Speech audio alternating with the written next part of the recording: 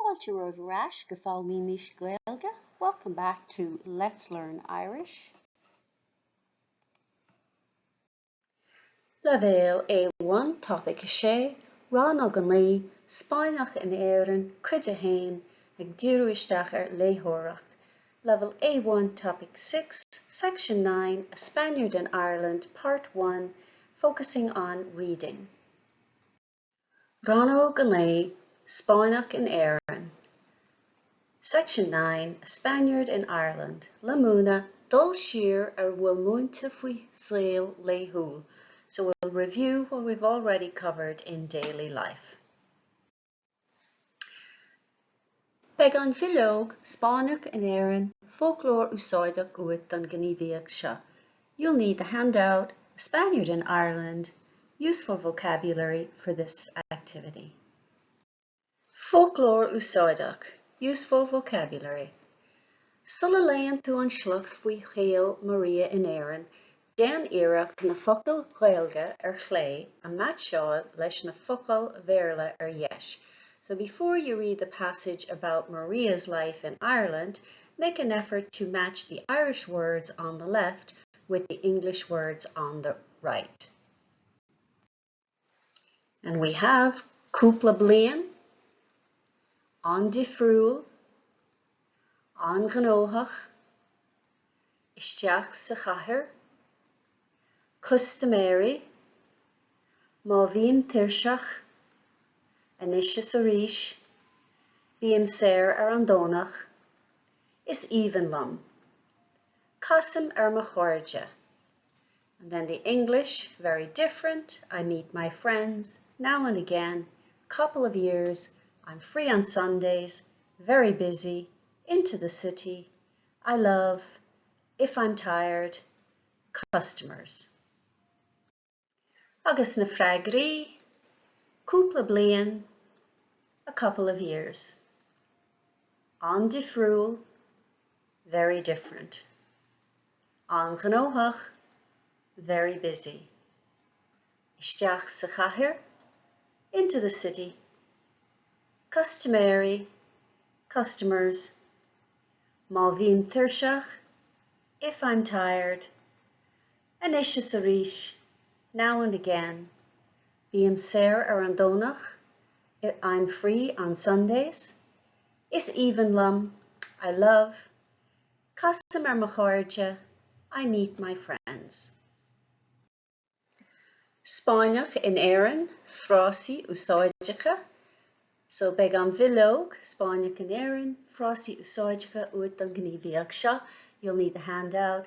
Spaniard in Ireland, useful phrases for this activity. Frásaí úsáideacha. Déan iarracht abertí iomlána a dhéanamh as tús na nabertí chlé, agus ag deireadh na nabertí dheis. So make an effort to make complete sentences using the beginning of the sentence on the left and an ending for the sentence on the right. Tá siad bunaithe struchtúr dheacra agus folklór nua atá fáil sa shlucht. It's based on a difficult structure and the vocabulary that is in the passage. Mar hampla, má bhíam tuirseach ní éigean an telefís san oíche. If I'm tired, I won't watch television in the evenings. Frásaí úsáideacha lean, continued. Má bhíam tuirseach, if I'm tired. Má bhíam gnóthach, if I'm busy. Má bhíam sa chathair, if I'm in the city. Má bhíam saor, no má bhíam saor, if I'm free. Má chasam mo chara, if I meet my friend. And here we have the possible endings. Téimid go dtí an teach táirne. We'll go to the pub. Téim ag siopadóireacht. I'll go shopping. Ní éigim an telefís san oíche. I don't watch television in the evening or at night. Ní haim ag snámh ag deireadh an lé. I don't go swimming at the end of the day. Bhuailm le mo cháirde agus téimid go dtí an bialann. I meet my friends and we go to the restaurant. Agus inis, frásaí úsáideacha freagraí. Now the answers. And after each one, I'll have you repeat it and read it out loud after me. Má bhíam tíorseach, ní éacham an telefís san ihe.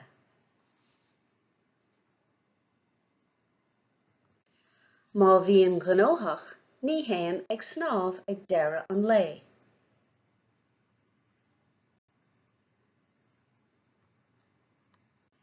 Má bhíam sa chathair, búlam le mo cháirde agus téimiid go dtí bíalan. Má bhíam saor, téim ag siobadóireacht. Má chasam mo chara, téimiid go dtí an teach tarna. Agus beag an bhilóg ord na bhocail sa slacht uat don gníomhaíocht seo, and you'll need the handout, the order of the words in the passage for this activity. Ord na bhocail sa slacht, the order of the words in the passage. Scríomh an tóir ina dagan na focail seo a leanas a níos sa slacht in aice le gach ceannacha. So scríomh an tóir, write the order, ina dagan na focail seo a leanas a níos sa slacht, that the following words come up in the passage, in aice le gach ceannacha, beside each one of them. Agus shahíad na focail, agus na frásaí, and here are the words and phrases.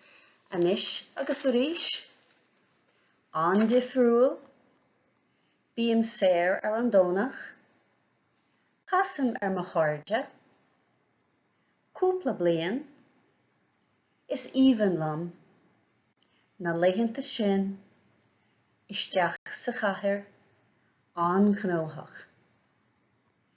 Customary.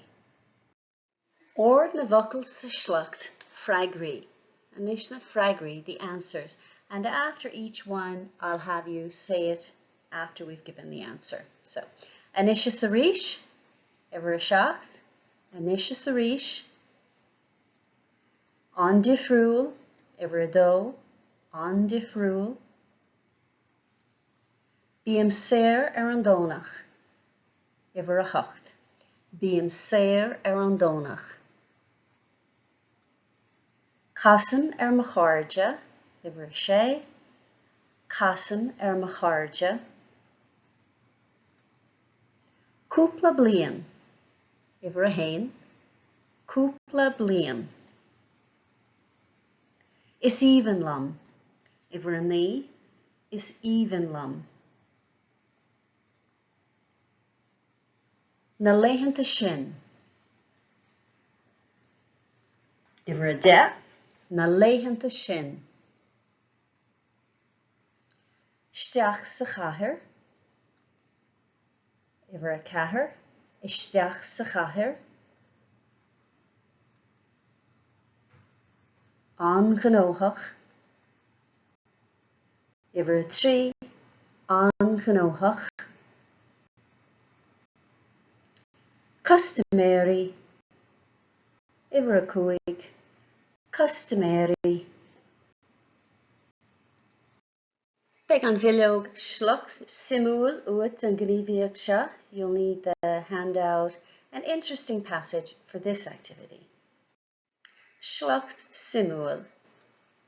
Lé an slacht seo agus an sin lé na rátíis. So read the passage below and then read the statements. Cur tic le A, B, no C in ngach cás. Put a tick beside A, B, or C in each case. A, mátá sé fíor, if it's true. B, mátá sé bréagach, if it's false. C, muna deirtear, if they don't say it. Ní deirtear, they don't say. Is mise Maria.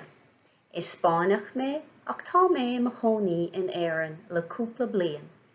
Tá mé ag obair I Míle in Míle á Clia. Is brá lom an tír seo agus na hÉireannig atá ach tá an saol Laethuil an difriúil. Is as sráid bhaile beag faoin tua mé.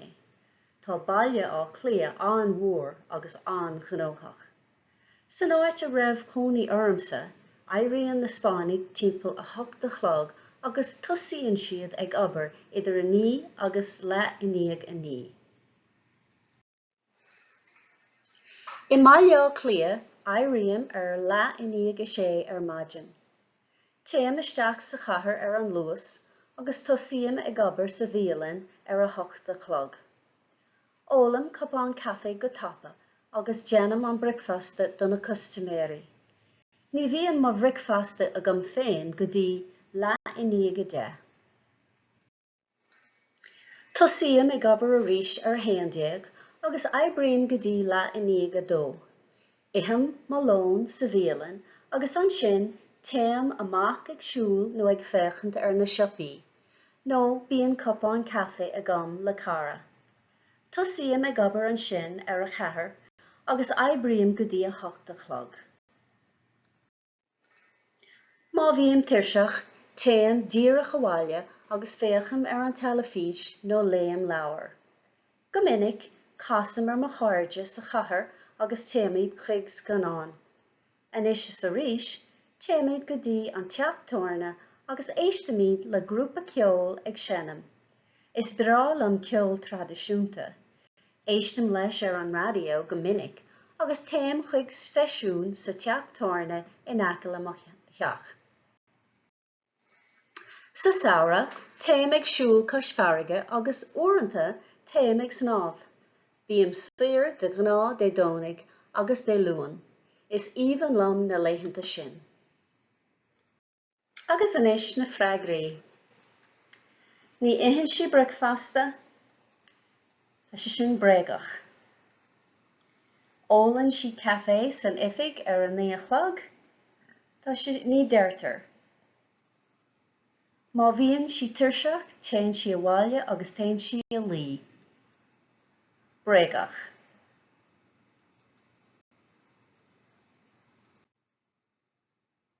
Go minic téann si chuig scanán le cáirde, fíor. Ní má le ceol tradiisiúnta, bréagach. Sa saora téann si a bhaile go dtí an Spáin. Ní deirtar. Bíonn si saor ón obair dhá lá gach seachtain. Fíor. And if you didn't get all the answers, you can just pause this for a moment and check them against this. Agus sin deire le Cuid hAon, Rannóg an Lí, Spáinneach in Éirinn, and that's the end of part 1 for section 9, A Spaniard in Ireland. Ag díreúisteach ar dul siar a bhfuil múinte faoi saol a Laethuil, going back on what we had learned prior about everyday life. Tá na nótaí agus bilóga oibre le fáil in éineacht le Cuid fuaimne agus nasca na Quizlet, suíomh lúscartaí. The lecture notes and worksheets to accompany the course, along with the MP3 files and Quizlet links, this is a flashcard website, are available. The original files are available to download at Theastas Eorpach na Gaeilge, teg.ie, or edited versions can be found at my website, simplyjacintha.com. Direct link is in the description box below. Míle buíochas the Theastas Eorpach na Gaeilge as cead a thabhairt dom úsáid a bhaint as na háiseanna closamhairc atá le fáil ar a suíomh. Many thanks to Theastas Eorpach na Gaeilge for their information to use, the learning materials and resources that are available on their website. Tásúlgam gur bhain sibh tanna bhas. I hope you enjoyed it and got some use out of it. If you did, like and subscribe and share with your friends who may be interested in learning Irish.